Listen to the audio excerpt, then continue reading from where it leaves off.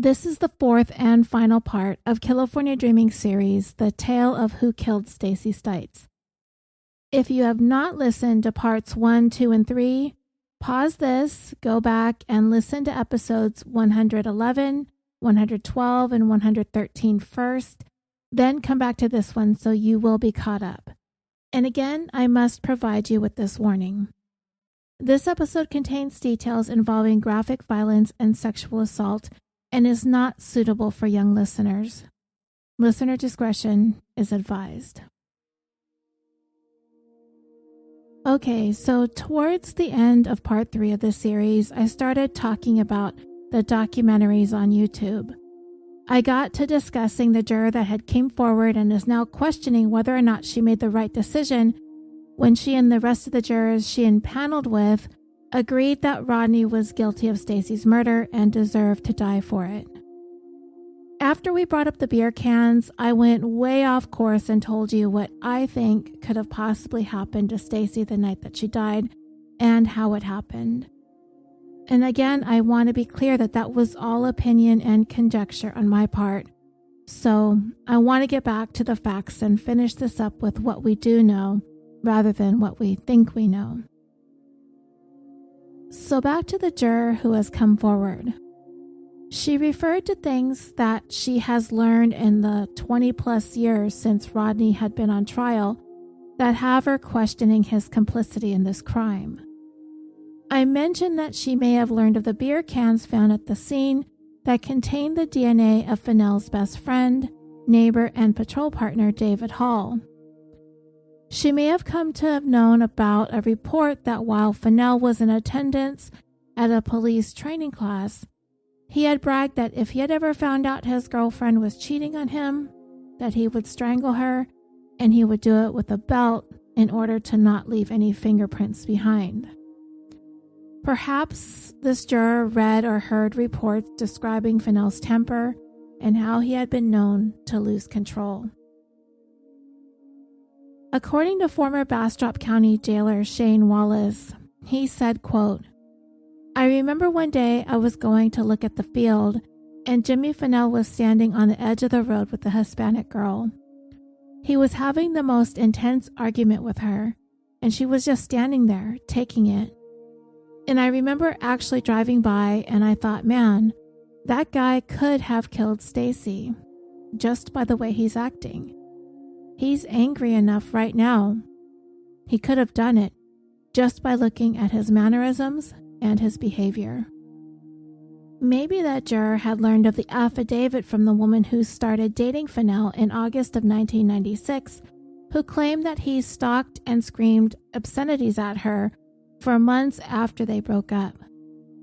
She also stated in her affidavit that he didn't refer to African Americans as black people, but rather he used the N-word. He pulled over and harassed any man that he found out she was dating and caused her to fear for her own personal safety and the safety of her children.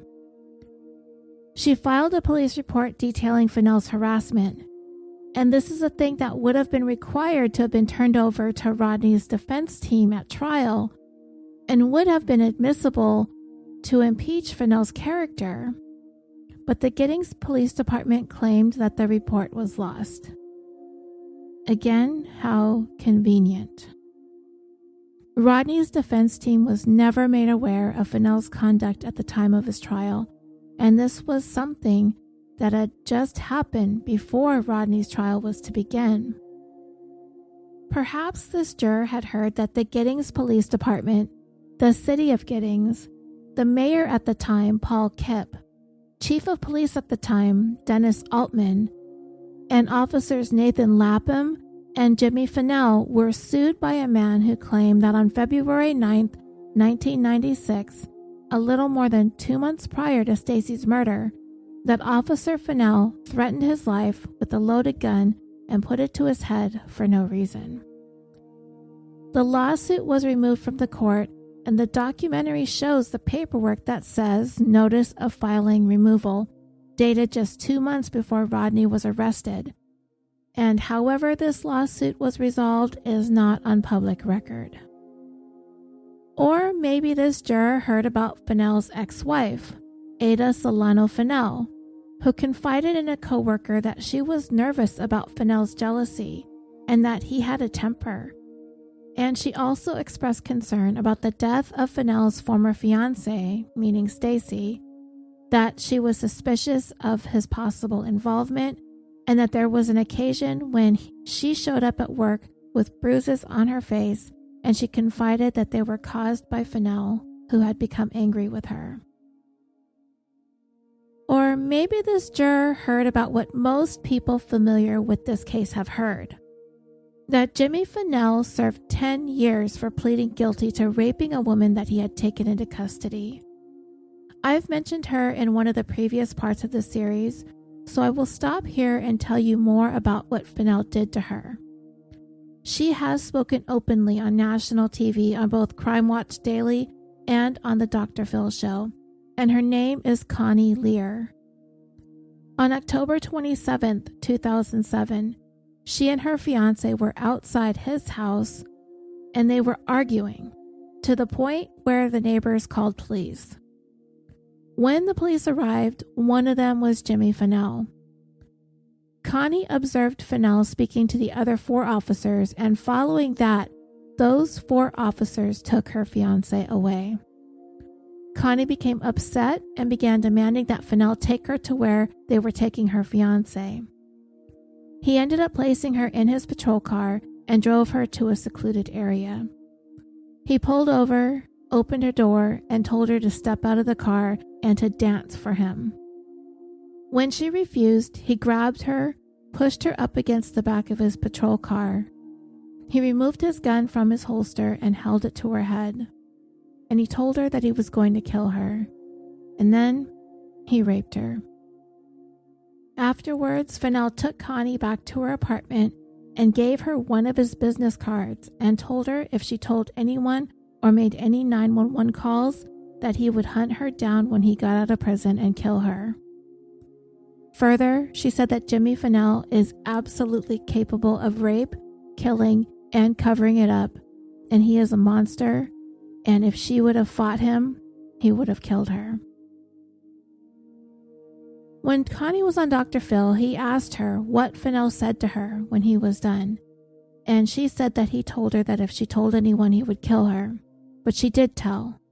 And she said, yeah, absolutely she did, because he is a police officer.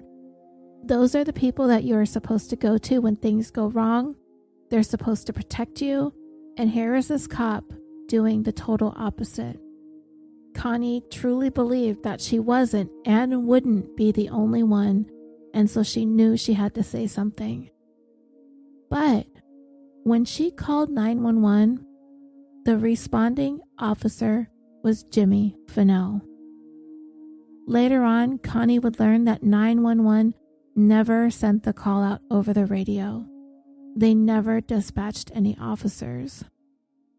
Fennell had heard the call come in and intercepted it and arrived before anyone or any ambulance could arrive. What a nightmare. So Fennell gets there and he puts her in the squad car, and he said if she would look into the cameras in the squad car and say that she made the whole thing up, they would let her go and nothing would happen to her. So she did. And the reason she's come out to speak to the media now is because she knows that Texas is about to execute Rodney, and she knows that Rodney didn't murder Stacey. And to be honest, dreamers, it's probably the best and safest thing for Connie to do now that Fennell is out of prison, to get her name and face and her story out there. So hopefully Fennell won't try anything. But if something does happen to her, then everyone is going to know that he had something to do with it. Following Connie coming forward, other women followed suit and told of their experiences with Fennell as well. On March 12, 2007, a woman reported that Fennell took her into custody, drove her to a secluded dirt road, and said he was going to strip search her, pull down her pants, and raped her. In August of 2007, another woman reported that Fennell planted drugs on her, shoved her behind some nearby bushes, and told her he wanted to meet up with her later for sex. Otherwise, he was going to take her to jail for the drug possession and that she would lose custody of her children to Child Protective Services. Fennell typically targeted women who were mostly poor and had some criminal history. There are several more women who Dr. Phil mentioned on his show, and I will try to circle back to that once we get to the documentary. I'm not sure if I'm going to have enough time with this because I'm trying to get this out on Monday, which is tomorrow. But you can see the Dr. Phil videos on Rodney's Innocence page on Facebook, and I will share that page once all of these episodes are out there. Investigators, they did find these women's claims to be credible. However, no other charges other than Connie's were ever brought against Fennell. So the actual number of women Fennell terrorized and raped all these years that he was on the police force may never be known. So yes, I can say with a fair amount of certainty that we can officially refer to Jimmy Fennell as a violent, convicted rapist, but chances are he's also a serial violent rapist. So Fennell was subjected to 2 polygraph tests where he was questioned about his involvement in Stacey's death. The report from the polygraph administered to him on December 18, 1996, some 8 months after Stacey's murder, it said, the following relevant questions were asked to Jimmy Lewis Fennell Jr. on December 18, 1996. 1. Any time after April 22, 1996, did you penetrate Stacey's anus with anything? Fennell answered no. And I'll explain this question a little bit later. 2. Did you strangle Stacey with her belt? Fennell answered no. 3. Did you leave Stacey's body along that country road where she was found? Fennell answered no. 4. Any time after April 22, 1996, did you hit Stacey's head with your fist? He answered no. At the bottom, it said the examiner's professional opinion, deception indicated. Now, when it comes to the anal penetration, there was some debate amongst experts as to whether or not she had been sexually assaulted both vaginally and anally. As we get towards the end of this part, I will clear this up a little bit more. But basically, the experts that have been discredited by this time had opined that Stacey had been raped both vaginally and anally, and this is the line of questioning that was related to that. The experts who have come forward and examined this case in the years since have specifically said that there was no indication that Stacey was sexually assaulted either vaginally or anally. So after Fennell failed the second polygraph examination, he pleaded the 5th and refused to answer any more questions. And again, we've said this before, and I want to reiterate it. Polygraphs don't carry a lot of weight with me, and many of you probably feel the same. They just aren't always reliable, and they can't be used in court.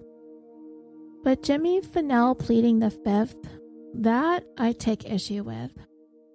If nothing else, that means he put some stock into the polygraph. Fennell's probably narcissistic enough to think that he could have beat the polygraph, but despite the fact that he's a cop, I'm not surprised that he failed, because we know he's a liar, and we know that he's a rapist. And we don't know this to be based on anything factual or scientific, but we know that he's a dumbass. And I mean, his issues obviously run much deeper than that, but come on.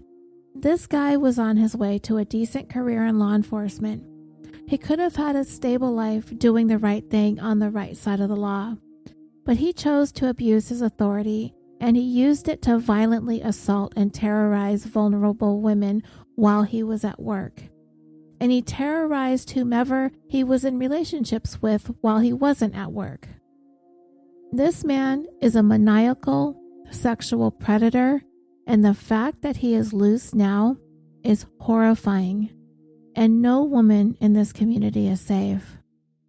And I'm sorry to say, but the people closely involved in this case who are looking forward to the state of Texas executing Rodney Reed, you tell me who the real danger is out there. Would you want Jimmy Fennell living next door to you and your family? Would you want him around your daughter or your sister or your girlfriend or your wife? I sure the hell wouldn't. And so, in light of all the information that we now have about Fennell's propensity for sexual violence towards women, not just the women he used his authority to threaten and terrorize, but also the women he was in intimate relationships with. Can you imagine what could have been found in his apartment all those years ago, back when Stacey was murdered, if only his apartment and his person had been searched? Again, I want to point out that trial prosecutor Lisa Tanner told Crime Watch Daily, quote, "There's always something that doesn't get done, and searching her apartment was that thing here. I wish they would have searched her apartment. I think in hindsight, they wish they would have searched her apartment." I seriously doubt that, because I think it was done deliberately, and those in charge of this case were perfectly fine with the criticism that they have been facing ever since, because they got their desired result in the end. And by they, I really mean lead investigator Texas Ranger Wardlow. There are a number of things that we have talked about that Ranger Wardlow did and didn't do here. He did not order Fennell's and Stacey's apartment to be searched. He returned Fennell's truck to him when he should have kept it until trial. He ruled his own roommate's death a suicide when it should have been investigated by someone else. And according to Rodney's documentary, Ranger Wardlow failed to fully interview or properly document key witnesses close to the victim, including neighbor and close friend Carla Hall, who spent a good portion of the evening prior to Stacey's death with her. And she has come forward on multiple occasions and has said that she saw the gray Ford Escort that Jimmy and Stacey drove drive past the front yard of her mobile home the morning that Stacey was killed around 3:30 in the morning, and that her front door was wide open for some reason. Carla Hall, who was the wife of David Hall, Fennell's best friend and partner, the one that I opined may have been the one who helped Fennell dispose of Stacey that night, Carla has maintained that David was home with her that evening. I am not going to speculate on her statement about that. You listening can come to your own conclusions, but for her, it is a tough place to be in when your good friend is murdered, yet you and your husband are good friends with her fiance. But when it comes to her seeing the Ford Tempo, that gives some credence to the possibility that Carol's car was used in some capacity in the cover-up. The documentary also insinuated that David Hall could have very well been a co-conspirator in the cover-up without outright saying it. Carla Hall was never called to testify at Rodney's trial, despite the fact that she was one of the last people to ever see Stacey alive. Next, the documentary discusses some of the original trial testimony of Stacey's mom, Carol. On May 4th, 1998, at Rodney's murder trial, Carol took the stand to provide her account of what she knew of the last evening she ever saw Stacey alive. She mentioned at trial that she had experienced some bouts of depression over Stacey's upcoming wedding. She said, quote, "I was extremely tired, and the wedding had been more than what I had planned. I have a nervous condition anyway, and when I get under a lot of stress, I get depressed. And I had become depressed over the wedding." And years later, when Rodney's defense team had a chance to review police notes, witness statements, and Carol's own diary, an ongoing theme as to what was really going on between Stacey and Jimmy Fennell began to emerge, that it was a relationship riddled with jealousy and suspicion on Fennell's part. This is a critical component of their relationship that was never explored by Rodney's defense team at his original trial. One key element regarding this came from Stacey's co-worker Alicia Slater, who we've mentioned previously. Stacey had related to Alicia, if you recall, that she wasn't looking forward to getting married to Fennell, and she was engaged in a sexual relationship with a black guy named Rodney, and she had to be careful because she didn't know what he would do if he found out about it. Now, I want to stop here for a moment and tell you about a discussion I had about the nature of Stacey's and Rodney's relationship with a listener in the True Crime Podcast Facebook group, where I had posted about the episodes that we have here about Rodney thus far. The commenter had a great deal to say about what was actually going on with their relationship and expressed a great deal of doubt that Rodney and Stacey were involved in a consensual relationship, and strongly believes that Rodney did in fact rape and kill her. This conversation between me and the commenter occurred late into the evening, Saturday night, and into the early morning hours on Sunday morning. So I was a little bit asleep and a little bit in bed, and I was on my phone, and I don't think I was able to fully engage in the conversation that I may have been able to if I was on my computer and more awake. So these were the comments that were left on the post by this listener. Though I did not agree with what was being said, I feel it is only fair to go ahead and share the conflicting opinions. One of the comments said, quote, "A lot of his family, meaning Rodney, said that she, meaning Stacey, was kind of hanging around a lot. But her own friends said Fennell was so controlling that they barely got to see her. How was she accounting for that missing time, meaning the time that she was ostensibly spending with Rodney, if both sides are being truthful?" I replied to this comment and said, I think Stacey was able to pull it off because her work and Rodney's house was 30 plus miles away from Fennell's work and where they lived in Giddings. I also think she was able to get around because Fennell had a more random work schedule with hours that allowed her some free time, and she can make plans around that. The next comment said, "To cheat on a level-headed adult takes sneaking around and lying and sometimes friends to help cover tracks. Stacey's boyfriend is a racist cop who is already jealous and controlling. What lies did she tell him for 5 months while she spent time with Rodney around his family and friends? Sustaining an intimate relationship that included unprotected sex while also kind of living a double life from her own family, who you say don't want to admit that she was sleeping with Rodney consensually because that would be worse than accepting Fennell's guilt? That's a lot to brush aside." I replied, "Obviously Fennell was on to Stacey. He figured it out, so you're not wrong. And I just want to quickly interject here that I do not believe Fennell is a level-headed person, and I think he's demonstrated that over the years with his behavior." The next reply was, "It's not going to take him 5 months with his temperament. People like that think you're cheating when your time is accounted for. Signs of cheating aren't subtle and include not engaging with your partner. That went on for 5 months before he wised up." I replied, "We don't know when Fennell found out, and even if he figured it out early on, it doesn't mean he's going to haul off and kill her the second that he found out." The reply to that was, "If he's so controlling, her own friends couldn't get to hang out with her because he'd have a hissy fit. How can he manage to sit on this info? It's possible for sure, but seems unlikely. The fact that their apartment wasn't searched is irritating. Would the affair have led Rodney and Stacey to the apartment that she shared with Fennell?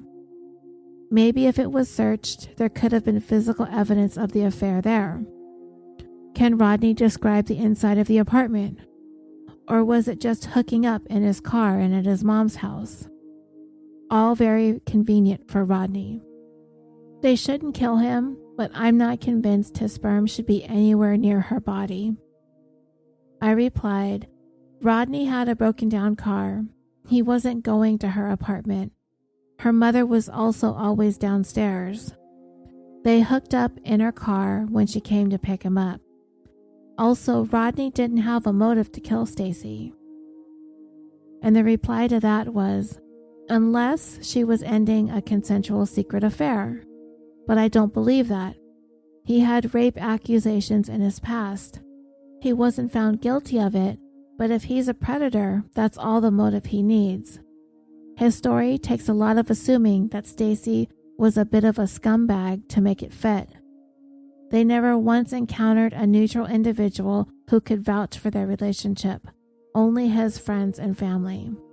And as a black man who grew up in the South, it didn't occur to him that he could be a scapegoat in the situation. Another hard thing for me to believe. He isn't new here. We have to assume Stacey was having unprotected sex with this man willingly, yet came from a family whom she would hide it from? Did she plan on constantly giving up children for adoption and having multiple abortions? Because that's the leap you would have to make this affair fit. Surely she knew where babies came from. So why in the world would she do that to herself in a secret affair? And I replied to that comment, people make poor choices all the time. I don't know what led these two to one another, but Rodney's involvement does not hinge on whether or not they were seeing one another. The answer is in the science. Also, Stacey was on birth control, so she would have been comfortable having unprotected sex. The next comment said, he, meaning Rodney, initially lied about the quote-unquote affair because he didn't want to be a part of the investigation.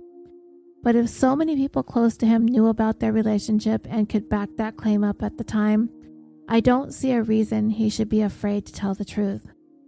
Did he also foresee all of these witnesses not being credible? Implicate Fennell from the beginning. The state had no issue putting him away later. So why would so many parties collude to get him out of this one? Because Rodney is black? I think plenty of innocent black men are scapegoats for crimes like this, but I don't think Rodney is one of them. They showed his mother saying that he'd brought Stacey to her home. She also said Rodney told her that Stacey was engaged to a cop and read him the riot act for it.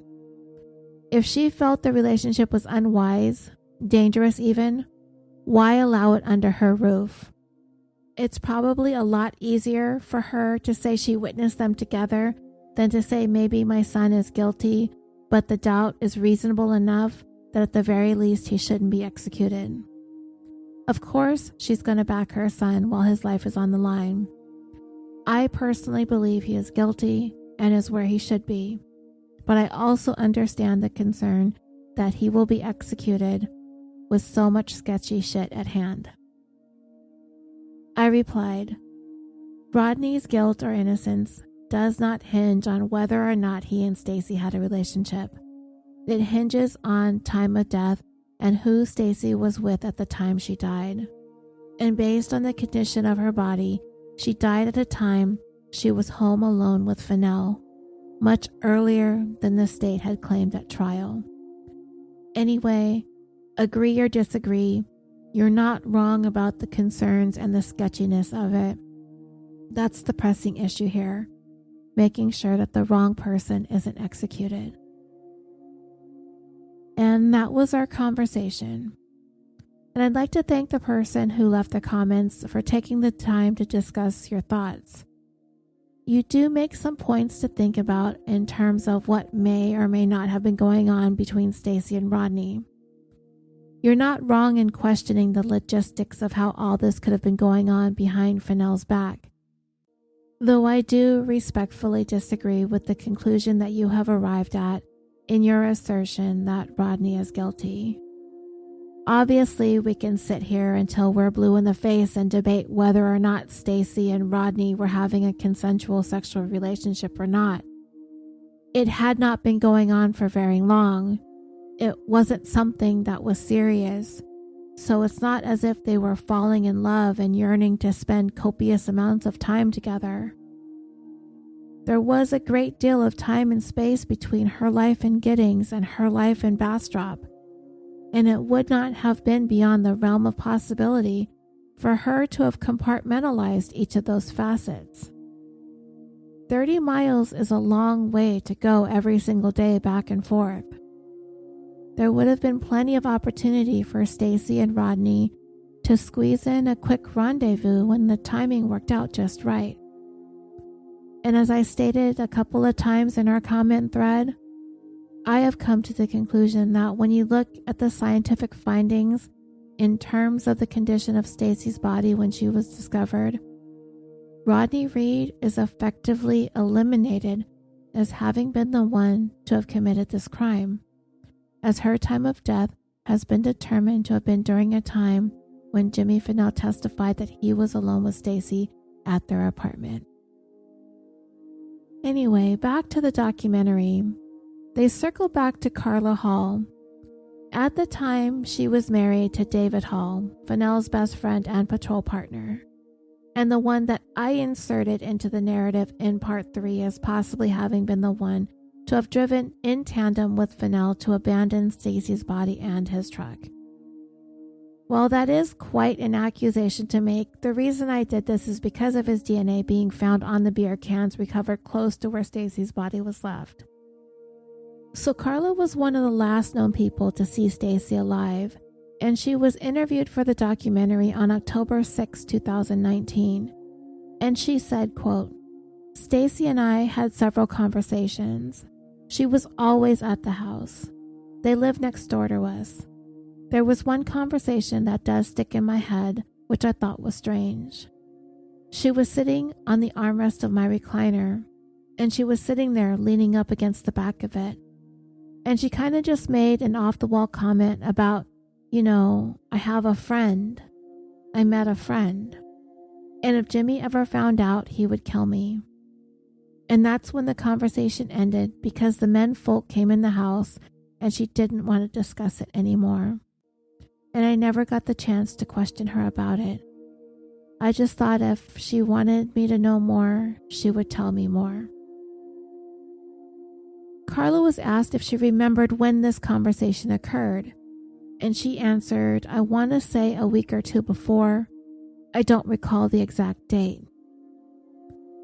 I mentioned earlier that Carla Hall was never called to testify at Rodney's original trial, and she was never interviewed by law enforcement following Stacey's death. Carla said, "I know I didn't talk to any law enforcement about it.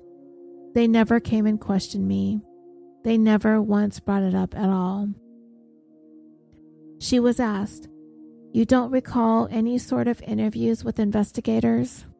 She said, "I had no interviews with investigators at all."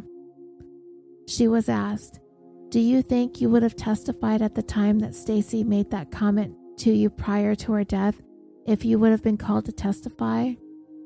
And she answered, "I would have brought it up or mentioned it had they brought me to trial, or at least came in and interviewed me about it the day before or the events leading up." But Carla Hall was never questioned or summoned to testify, and this critical information that she had was never presented to Rodney's jury. And there are police notes from the investigation that corroborate Carla's statements that indicate that there was trouble in Stacey's and Fennell's relationship. There was a police memorandum discovered that had been written on April 20th, 1996, which was Saturday, 2 days before Stacey's murder. The memo is kind of hard to read because the handwriting is so sloppy, but it said, "Fight on Saturday about artificial flowers. Jimmy wanted real flowers for his mother. Most fights about the wedding." In Carol's journal, she wrote on Sunday, April 21st, 1 day before the murder, in part, that around 6:30, Jim got up and goes upstairs. No good night, see you later, or thanks for supper. She also expressed that she was still upset and depressed over how things were going. In her journal on April 22nd, which is the night of the murder, she wrote that she got depressed and started crying again. And she also wrote, quote, "I told her," meaning Stacey, "if she was going to back out of getting married, this would be the time to do it before she got married." Her mom also wrote in her journal that Stacey's response was, quote, "She told me, 'You think you have stress? You don't know what stress is.'" Shortly after Stacey's murder, police notes taken the day of the murder were recovered regarding some information gathered from Stacey's mom, where she recounted the events of the evening before and the morning that she got the call from HEB. The police notes again are sloppy, because I imagine the officer taking these notes is scribbling down things as fast as possible as Carol is talking. The notes say, quote, "Stacey and Jimmy argued on night before homicide. Jimmy had car keys." In parentheses it says, "jealous of everyone." Also in parentheses it says, 5:15 a.m., woke up crying. Outside of parentheses, the note says, "truck was gone. Called Jimmy just before 6:47 a.m. HEB 6:45. And so I'm assuming here Carol is relating that she received the call from HEB at 6:45 and then turned around and called Fennell shortly thereafter at 6:47. Then the note said, "left from Giddings. Had Stacey's car keys to mother's car. Stacey got car key from Carol." These notes raise a couple of really troubling issues with the case against Rodney, and a very, very small detail that may have very easily been overlooked all these years is in this note. Let's dissect it, because there is a lot going on here in this scribbled little note. First, Carol told this officer that Stacey and Fennell argued on the night before the homicide. This is at the top of the police notes. So this tells us this was one of the first things that Carol related to the officer, one of the first things that popped into her head in the wake of finding out that her daughter had been murdered. It's the first thing she tells him. We don't know what the officer asked to elicit this response, but we can infer that the officer asked something along the lines of, what was going on with Stacey the night before? Was she having any problems with anyone in her life, personal or at work? And what do you know? Jimmy Fennell is the first person Carol mentions and points out that they argued the night before. But at her trial testimony, Carol said the last time she saw Stacey, she and Fennell were running up the stairs laughing as hard as they could. But the following day, when Stacey turns up dead, Carol isn't telling the officer the last time she saw Stacey, she was happily skipping up the stairs with Fennell laughing as hard as she could. She tells the officers that they argued. So something isn't right here. And I low-key feel like a really terrible person for assailing Carol's word, but it has got to be said. I believe her statement to police when she said Stacey and Fennell argued. Her own diary entries reflect that something troubling was going on with Stacey, with Fennell, and with the upcoming wedding. Carol even jotted down that she advised Stacey that if she wanted to call off the wedding, she'd better do it soon. Because the last time Carol saw or spoke to Stacey was just before she ascended the stairs with Fennell the evening before. So the argument must have been something that occurred downstairs in her presence, or at least near where she was in earshot of the argument before they went upstairs for the night. So it has me wondering, if they were arguing to the point that it was significant enough for it to be the very first thing that Carol related to police when she learned of Stacey's homicide, does it make sense that Stacey and Fennell, quote, ran up the stairs laughing as hard as they could? No, it doesn't. if I was arguing with my significant other, I'd most likely be pouty, stompy, and mad going up the stairs. The way Carol portrayed it in court, though, I have to admit it. When I read the transcripts the first time, and I believe I brought it up in part 1, that she said that they ran up the stairs laughing as hard as they could, it kind of sounded a little ridiculous to me. Like it was a scene right out of a mushy love story. Like they joyfully frolicked up the stairs, hand in hand, laughing with glee, giddy with stupid young love. Yet, 2 years earlier, when she found out Stacey was murdered, she said they fought. I say it can't be both. And if I had to pick the most accurate story, I would say it's the first one she told police, the day when she was told Stacey was dead. Jimmy Fennell and their argument were the first things that popped into her mind. So if we believe that, for purposes of Carol's testimony, she changed her perception of her daughter's relationship in order to portray it as something different than what she had attested to the day after the murder. What would be the reason? Why would she do this? Well, it could be a number of reasons. One being that she found out Rodney's DNA was discovered in Stacey and her feelings towards Fennell changed.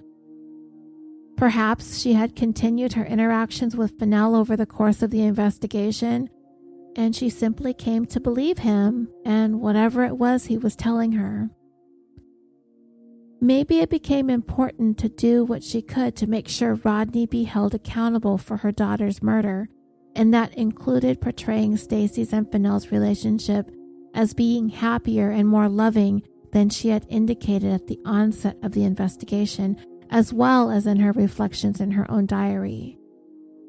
And it may very well be a fact that she truly believes that Rodney is guilty, and because that is her truth, she absolutely has the right to feel the way that she feels, and I never try to undermine her feelings. She is very much a victim in this too. But we do have to look at what the facts are telling us. And the fact is, Carol's initial statements do not match her trial testimony, and there has to have been a reason for it. Fennell also testified at trial that he and Stacey had no ongoing conflicts, and that the night before the murder, or the night of the murder, he said that they were both in good moods, both in good spirits. But by now, we know this isn't true, but that does match Carol's testimony and how she saw their relationship the last night she ever saw her daughter alive. Rumors have circulated, and I want to be clear that this is only rumors. But there is the possibility that Carol was fearful of Jimmy Fennell.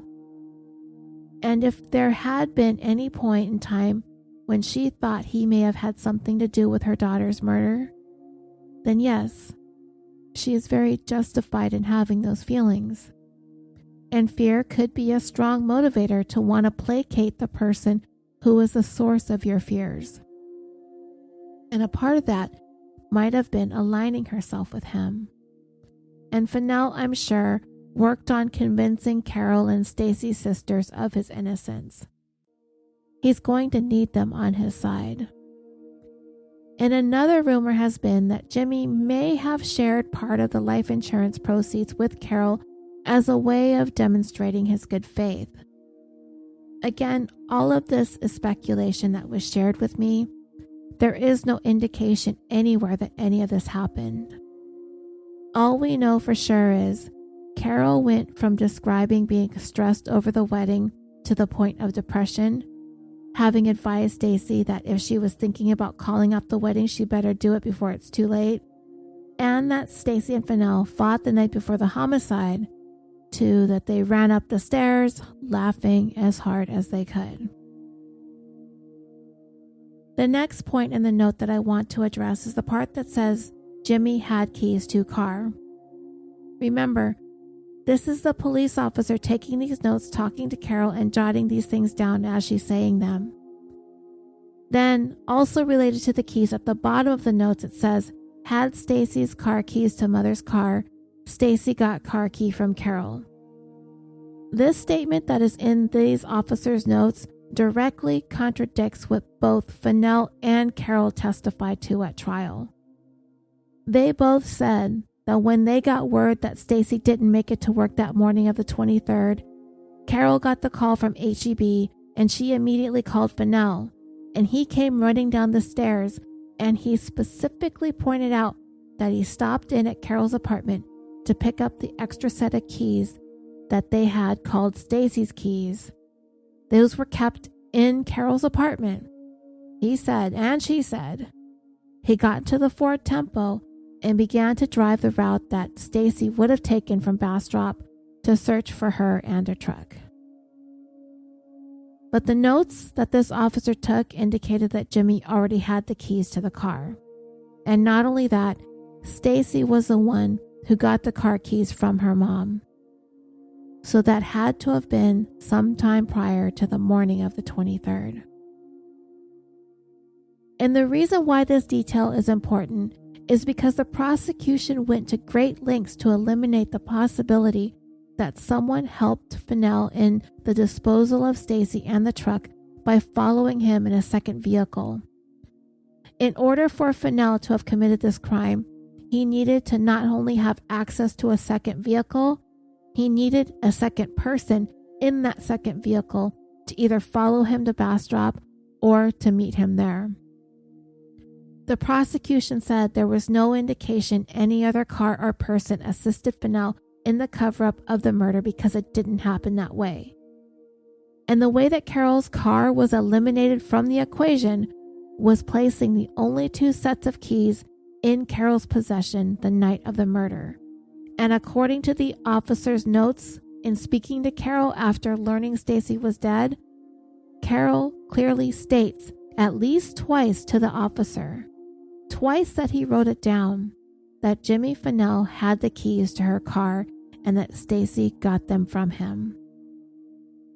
This, coupled with the eyewitness testimony of Carla Hall that she saw a light-colored Ford Tempo drive by the front of her home around 3:30 in the morning or so, also lines up with Carol's testimony that she had heard footsteps coming down the stairs at the same time.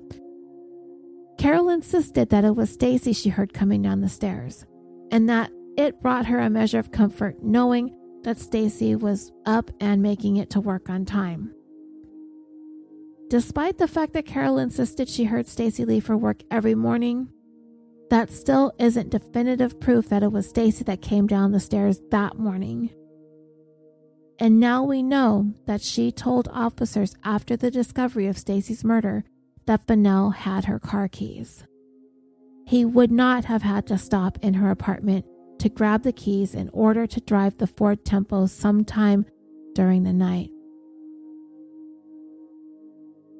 The very next line in those notes says in parentheses, jealous of everyone. Here, Carol is referring to Jimmy.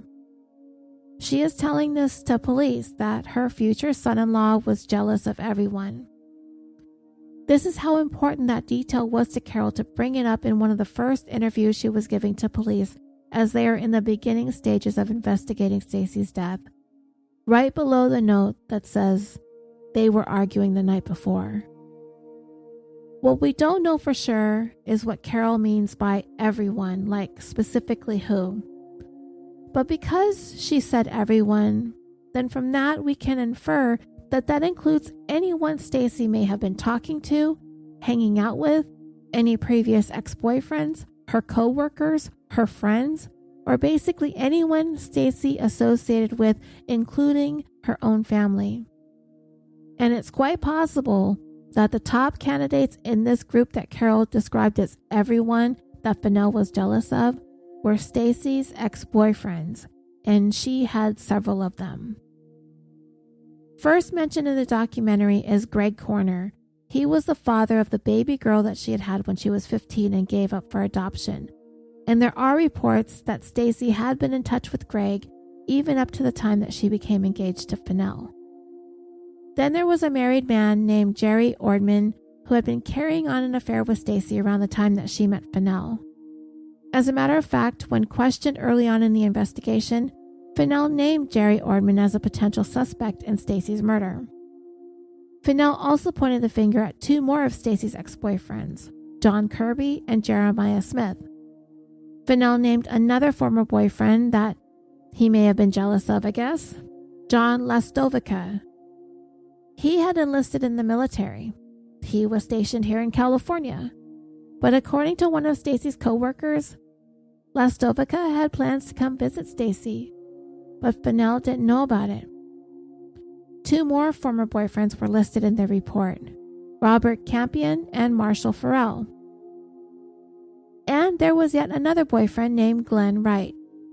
And his mom actually called investigators months after the murders and told them that her son had been seeing Stacey in the weeks leading up to the murder, that he had been really secretive about it and was afraid that their relationship had been discovered by Fennell. Glenn Wright's mom actually called Bastrop Sheriff Investigator David Campos, and that call was recorded. She said, "Yes, sir. I think Stacey was having a liaison, okay? I'm almost positive of it. I think you got him right under you. I think they got caught." Campos answered, "Yeah, we've all kind of assumed that." And she asked him, "Who has a motive?" And Campos answered, "Well, at this point, the boyfriend does. That's our prime suspect. The person we're trying to find is the liaison." Now, she was at first afraid to provide investigators with her son's name. She said because she thinks he's going to be railroaded. You have a cop and you have somebody else. Campos tried to assure her that nobody was going to be railroaded, and he continued in telling her for the longest time that they've had their suspicions. And she said, "I think she was having one last fling and never gave it a second thought about doing away with her marriage. And I think you've got him right under your nose, I do." And Campos tells her, "You know you're following the same track that I've been following and that several other people have been following." But anyway, her son was investigated along with all of Stacey's former boyfriends, and everybody was cleared. And then there was Rodney Reed, who says he was one of the people having an affair with Stacey. And he has at least 20 people who have come forward and said that they knew of Stacey and Rodney's relationship. While most of them are related to or are friends of Rodney's, there are some that are not, including two that I mentioned earlier, Alicia Slater and Leroy Ibarra, who both worked with Stacey at the HEB and have no reason to side with Rodney on this. They don't even know him. But one of the other witnesses was with Rodney when they were confronted by Fennell himself. According to a 2003 interview with Rodney's cousin Chris Aldridge, he said that about 2 weeks before Stacey was murdered, he and Rodney were walking on Hill Street. And I looked on maps and it appears to be a main street that cuts through Bastrop, going north and south, and is just a block or so west of Bastrop High School.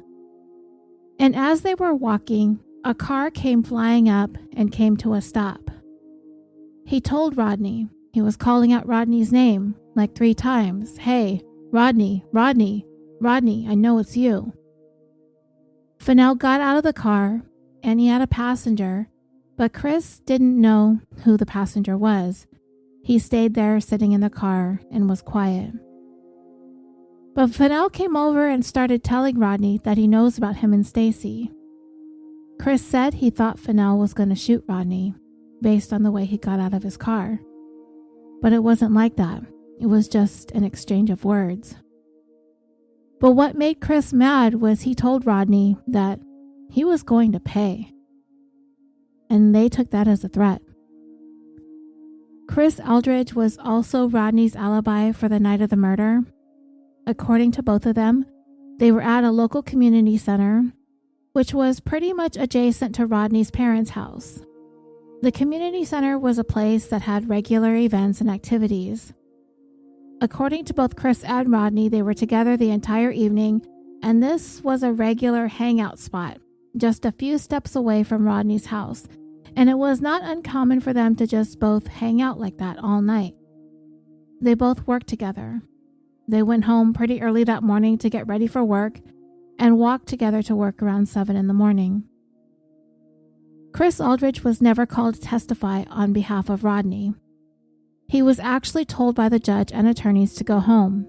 He wasn't needed to testify, and they also determined that his testimony would be unreliable, likely because he was related to Rodney, and he was the one that was going to provide Rodney's alibi. The documentary also refers to interviews Stacey's sisters gave to the local media where she describes Stacey and Fennell as very happy, that they were both looking forward to getting married, and that she and her family have never thought that Fennell was capable of murdering Stacey ever. But investigators found a handwritten note that was attributed to Stacey's sister, Deborah Oliver, that contradicts that. It goes against her statement that they never suspected Fennell. I saw these notes in the documentary, and I took screenshots to try and see what each point she listed was, and what it demonstrated, what she was thinking following Stacey's murder. Her handwritten list reads as follows. 1. Any evidence or suspicion of Jimmy. 2. Any fingerprints at all. 3. Any idea where she was abducted or the crime scene. 4. Mention call and time Jim responded to phone call that mom and how he looked and acted. 5. Who informed him about the truck and who took him over to the truck, and in parentheses her note says, about afro sheen on the window. Now, what that is in reference to is there was some discussion of a smudge on the window, and at some point Fennell may have said that the hair product was on the window, but there's never been any verification of it, and well, they gave the truck back to him and he sold it, so that's pretty much a wash. 6. The way he acted before and when he got there that afternoon. 7. How he acted during following days and at funeral. 8. Saying he was going to sue HEB and gave speculated details on how it happened and who. Black guy at HEB who never showed up to work the same day. Also about a Spanish guy. Details about bruises on back. 9. Later tried to pinpoint jailer in Bastrop when he heard from us that PI suspected a motorcycle involved. 10. Before he called and said that the Lohan guy was a suspect. Now, numbers 11 through 15, with the exception of number 14, were not shown in the documentary, and I looked around and I could not find more images of Deborah Oliver's notes. But number 14 said, calls and pumps my sisters and mother for info, but does not call me back or return calls from PI. Number 16 said, acted paranoid and said numerous times that people in town suspect him, also said that he was banned from Bastrop. And 17 said, is this typical actions and personality of a police officer to act when loved one has been killed? So, when Stacey's sisters say that they never suspected Jimmy Fennell, I find that to be somewhat untrue because these notes indicate that at some point they did. The documentary then raised the question as to why Stacey would stay committed to Fennell if she was unhappy and did not stay faithful to him. I have raised a couple of possible reasons, but the documentary pointed to some notes related to an interview with one of Stacey's friends, a former boyfriend named Jeremiah Smith. And I have alluded to this bit of information a little bit earlier. He said that he visited Stacey a couple weeks prior to her death, and according to police notes of the interview, Stacey confided in him that she had suffered a miscarriage in late February or early March of 1996, just a couple of months after she moved in with Fennell, and a month and a half before she was killed. There is no other mention anywhere of this pregnancy except for this one interview with Jeremiah, which is something that should have been included in the trial, and it is believed to have been a vital piece of information. The documentarian postulated that perhaps this would be the reason why there was a rush to get married. And if she was in fact pregnant, was Stacey certain that Fennell was the father? I want to discuss the suspicious death of another police officer, somewhat related to the case but in sort of an unofficial capacity. It was an issue addressed in Rodney's 2016 motion to review some potential new evidence that was against Fennell and looked as though it was intentionally suppressed. You see, Giddings police officer Gary Joe Bryant had kind of started his own unofficial investigation into Fennell's possible involvement in Stacey's murder. But Gary Joe Bryant was murdered on October 27th, 1996, and there are a lot of questions swirling around it. According to Officer Bryant's widow, her husband had gotten pretty deep into the investigation when he was murdered. Bryant had told her that Fennell was guilty of Stacey's murder, and she was also told by another Giddings police officer named Nathan Lapham that he was murdered because he was looking into Stacey's death.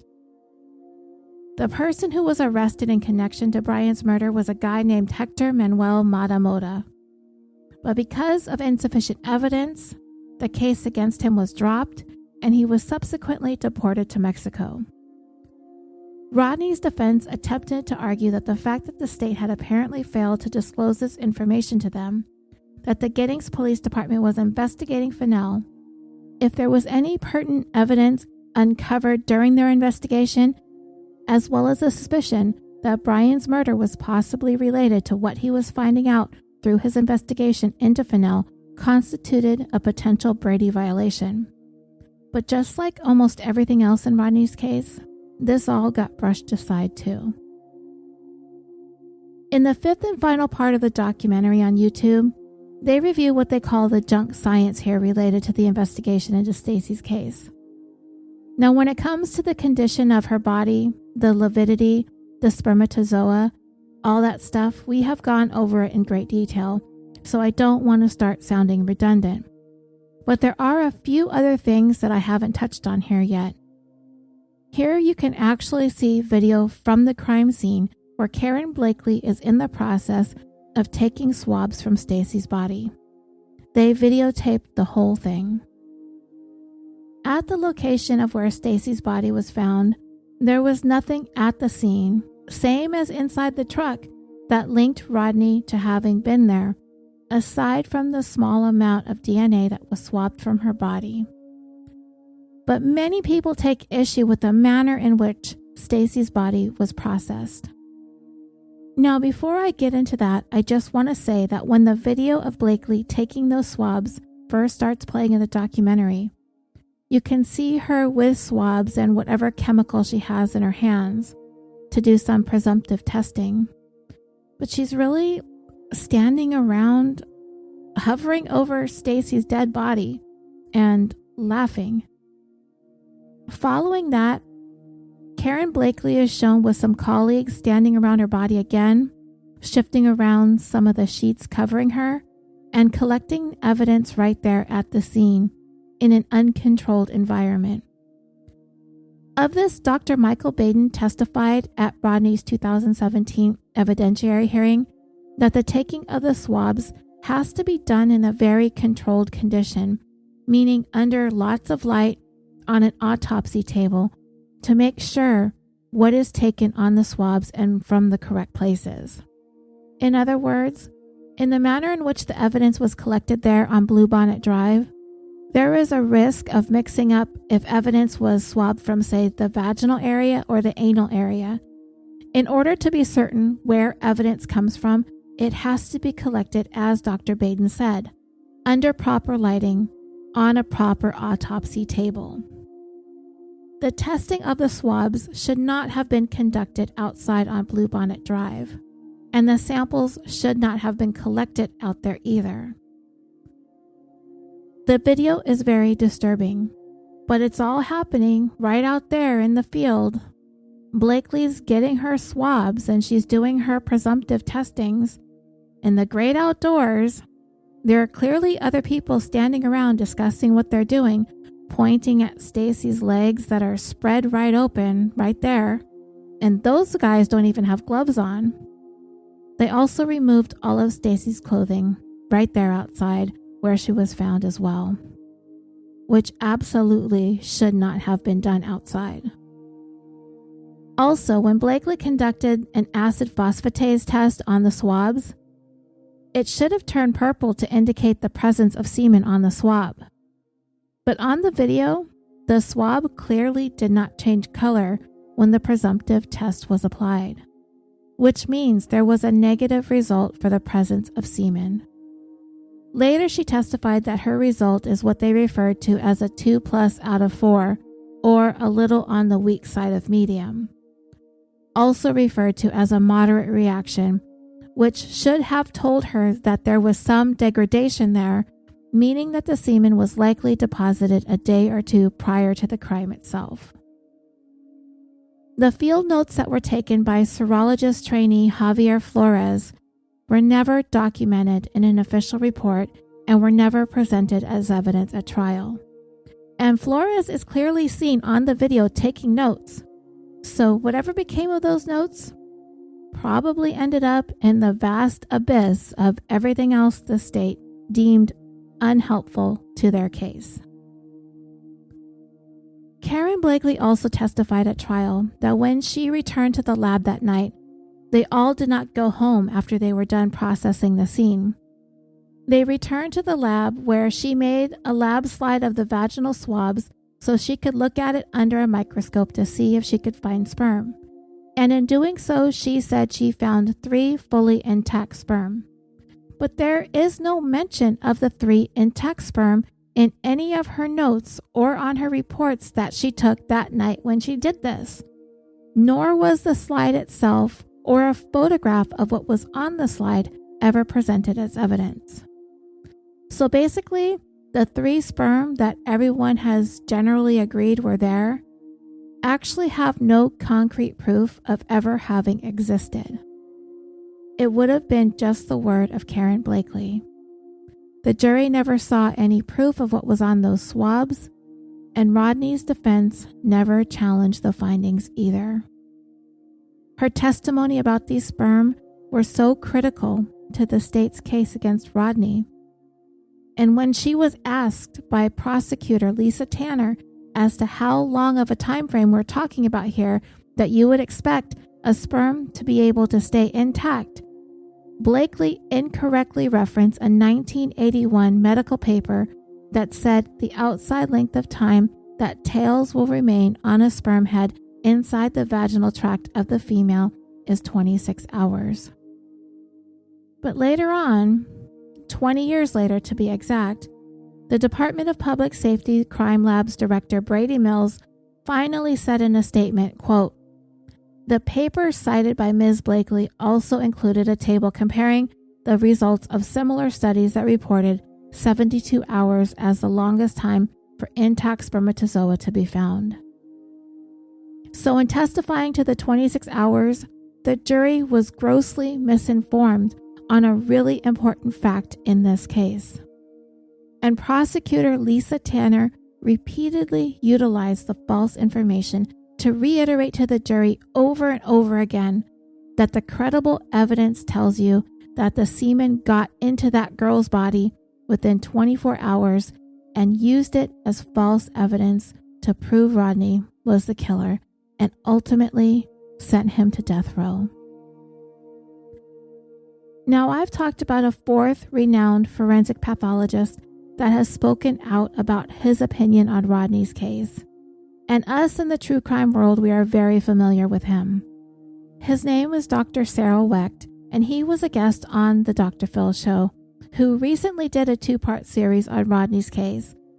And Dr. Phil does have his doubts as to the validity of everything Rodney was convicted on and finds the scheduling of his execution by the state of Texas quite alarming in light of all this new evidence. Dr. Wecht has worked on and consulted on a number of high-profile cases, including the assassinations of John F. Kennedy, Robert F. Kennedy, Sharon Tate, the Symbionese Liberation Army shootout, Elvis Presley, John Benet Ramsey, Danielle Van Dam, the Branch Davidian incident in Waco, Texas, Vincent Foster, Lacey Peterson, Daniel and Anna Nicole Smith, and Rebecca Zahau. And he's written more than a dozen books. Dr. Sarah Wecht went on Dr. Phil and said, quote, "The testimony at the time given at the original trial was incorrect about the spermatozoa not remaining viable beyond 24 hours. Spermatozoa can remain viable for 72 hours. So back to Karen Blakely. Once she was done with all of her mishandling of everything, Stacey's body was transported to the medical examiner's office for Dr. Bayardo to make his determinations. Blakely had made the determination that Stacey had been sexually assaulted there at the scene, but when Dr. Bayardo examined Stacey's body, he developed his written report, and it reflected that he found no injuries in either the vaginal or the rectal cavities at all. And he found no spermatozoa in the anal swabs either. He too found a small number of intact spermatozoa, but his slides of the swabs were never submitted as evidence either. But when he testified at trial, he changed his findings regarding the rectal swabs and said that he did find spermatozoa heads. This directly contradicts his written report at the time of the autopsy. And at the time of Stacey's autopsy, Dr. Bayardo noted some abrasions or irritation on her rectal area. But when he testified at trial, Bayardo changed his terminology in describing this to lacerations.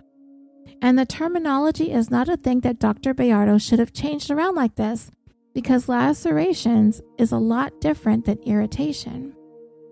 Then the prosecutor, as she continued on with her questioning, she used the incorrect terminology. She asked if the lacerations would be consistent with penile penetration, and Bayardo said yes. And then later on in her examination of Dr. Bayardo, she elevated the terminology even more when she asked him if he discussed the fact that Stacey received rectal tearing at the time of her death, and he agreed. And nobody challenged what was going on in the courtroom. Not the judge, not the defense team. They just let the prosecutor and Bayardo turn Stacey's skin irritation into rectal tearing. Years later at the evidentiary hearing, Dr. Baden said that there was no injury on the anus at all. There's dilation, but that was consistent with what happens to a dead body. There's no evidence that there was any penetration and no evidence of any tearing. He did say that the skin was a little irregular around the area, but it wasn't a tear and there was no blood. And because of the way Karen Blakely obtained the swabs out there in an uncontrolled environment, there certainly could have been contamination. And what little semen she found around the rectal area could have been seepage from the vaginal cavity. All four experts have come to the same conclusion, that there is no evidence that Stacey was sexually assaulted. And the documentary points out that Rodney's case would not be the first time that Dr. Bayardo's testimony led to someone's wrongful conviction. Anthony Graves spent 12 years on death row as a result of Dr. Bayardo's inaccurate medical opinions at his trial. And Michael Morton spent 25 years in prison, and at his trial, Dr. Bayardo gave his jury unfounded medical testimony too. Both of these men have since been exonerated and freed from prison. Okay, so I was a little curious about these two cases and Bayardo's involvement in them. According to an article in Texas Monthly, Anthony Graves was accused of murdering a family of 6 in Somerville, Texas. The state had entered into evidence a switchblade, which was not the murder weapon, but a witness testified that he had given Anthony Graves an identical switchblade. Then Dr. Bayardo got on the stand and gave testimony about the stab wounds to the victims and said that the blade that was in evidence, or one just like it, could have delivered the wounds. When he was cross-examined, he did say that the dimensions of the stab wounds and the switchblade were relatively common. The lead investigator on the case, another Texas Ranger, he got on the stand, and as he held that switchblade in his hand, and remember, this was not the murder weapon, but you can imagine that image standing out in the minds of the jurors. He said that when he went in to see Dr. Bayardo, that the doctor actually inserted the switchblade into puncture wounds on 2 of the victims' skulls. The ranger said when Bayardo slid that knife into the skulls, he watched it go in and out and it fit like a glove. Now later on during Anthony's appeals, Bayardo's techniques here in putting the switchblade into the wound was unscientific, inaccurate, and likely caused more damage to the evidence and was completely inappropriate for him to have done. Anthony Graves, after being scheduled for execution twice, was eventually exonerated and today is a free man. And as for Michael Morton, according to the Texas Tribune, he was convicted of the 1986 murder of his wife and sentenced to life in prison. 25 years later, he was exonerated when DNA evidence revealed that someone else had committed the crime. The time of his wife's death was based on the contents of her stomach, a determination made by Dr. Bayardo. Michael Morton said that someone must have come into his home and attacked his wife after he left for work at 5:30 that morning. But when the prosecutor presented closing arguments, he said that Dr. Bayardo's findings proved scientifically that Michael Morton was the killer. Later on during his appeals, Bayardo said in a sworn statement that he was misquoted during the trial when the prosecutor said that the condition of the contents of her stomach meant that she was killed before Michael Morton left for work. Bayardo also said that his estimate was not scientific or precise, and he was very disturbed because it is not what he meant to say at the time of trial.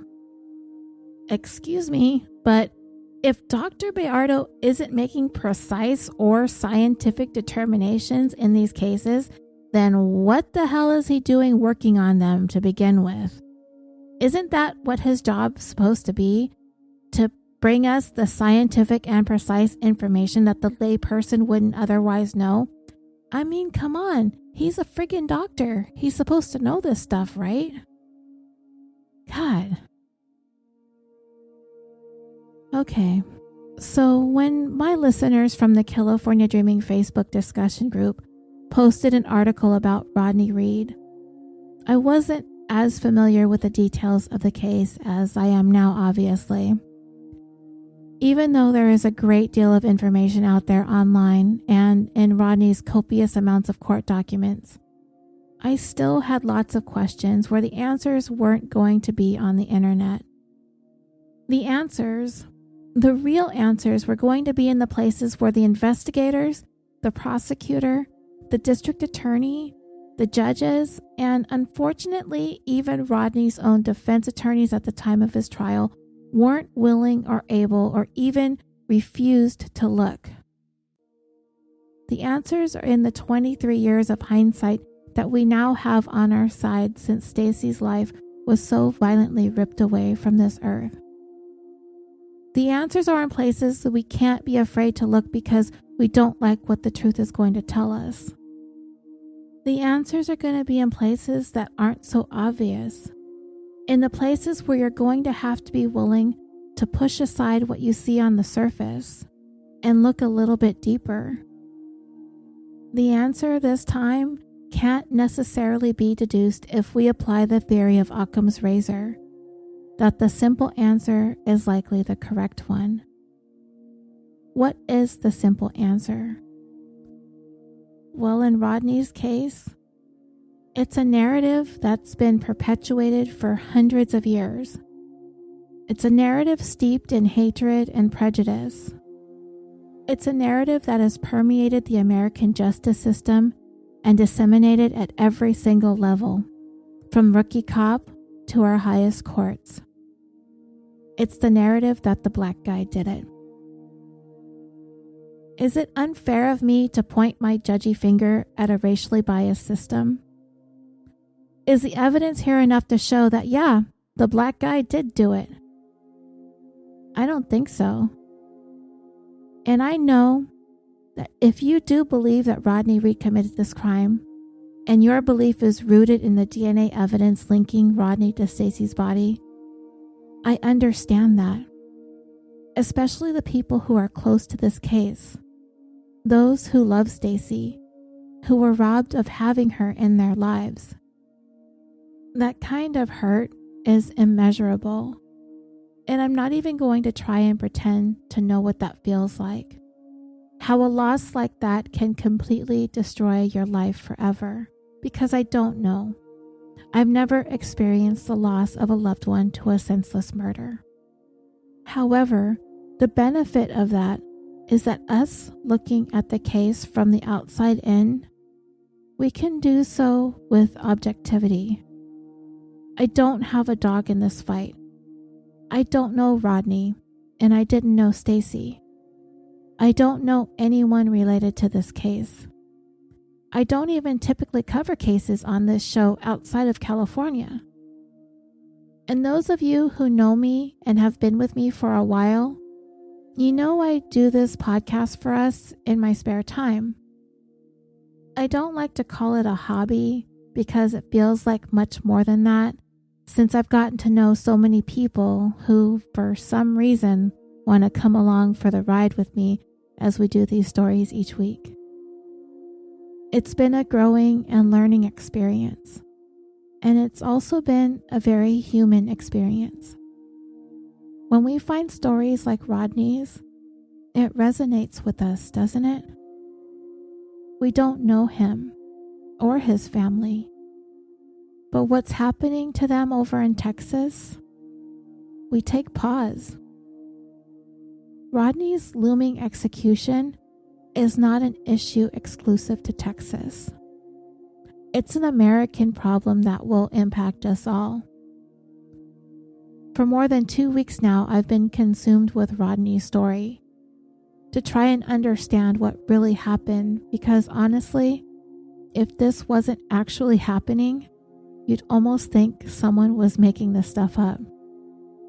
Like, this can't possibly be a thing going on in 2019 America. But it is. And you, the listeners in the Facebook group, you reached out because you knew we had something to say about this. We may not have the same clout as Dr. Phil or Kim Kardashian or Mark Cuban or Susan Sarandon, but at least we can say we tried. And that will bring this 4-part series, The Tale of Who Killed Stacey Stites, to a close. I would encourage you to come on over to our Facebook discussion group if you already haven't done so and request to join. It is there that we discuss the cases we cover. We share our thoughts and opinions not only about our show, but any other podcasts that you listen to, documentaries that you've watched, books that you've read, as well as current news stories, and also post about your pets and funny memes. So please come on over and share. You can also go over to the show's Facebook page, like that page, and leave a review or a recommendation. You can also follow us on Twitter at CaliforniaPod and on Instagram at CaliforniaDreamingPod. And in regards to Rodney's case, you can find all the videos and documents related to Rodney's case on the Facebook page that I joined dedicated to seeking the truth. It's called Rodney Reed, Innocent on Texas Death Row. And you can also do your part if you think that there is reasonable doubt as to Rodney's guilt, or if you believe he is actually innocent and is scheduled to die unjustly in a little under a month's time from now, then please visit change.org and sign the petition to stop the execution of Rodney Reed. If you want to go even further, You can call Texas Governor Greg Abbott directly and make sure you speak with a live person and ask him for a 30-day reprieve. The number is 512-463-2000. Time is running out. Rodney Reed's days are numbered. And remember, we are not just looking for justice for Rodney, but also for Stacey and Ed Salmela, as well as Gary Joe Bryant. It's time that the state of Texas stopped trying to hide from the truth. California Dreaming is brought to you by the Orbital Jigsaw Network, a podcast production company on a mission to create some of the best podcasts to listen to, with an eclectic roster of shows with content including true crime, history, sports entertainment, gaming, and social media. So visit our website at www.orbitaljigsaw.com. You will find links to all of our podcasts as well as a direct link to our merchandise store on TeePublic. Again, that's www.orbitaljigsaw.com. Thank you again so much for listening. I'm your host, Roseanne, and until next time, sweet dreams.